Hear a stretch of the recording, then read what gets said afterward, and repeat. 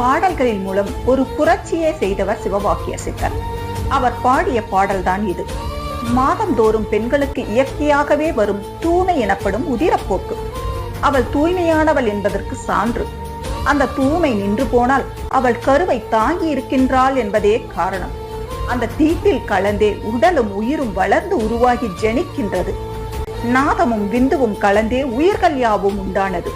இதில் நாதமேது, வேதமேது, நற்குலங்கள் ஏது, எல்லாம் அந்த தூய்மையிலிருந்தே தோன்றியுள்ளது என்பதை அறியாமல் வேதங்களை வெறும் வாயால் ஓதுவதால் மட்டுமே உயர்ந்த குலமேனம் பேசும் வேதியரே, நீங்கள் இந்த புவியில் இவை இல்லாமல் தானாகவே பிறந்தீர்களா?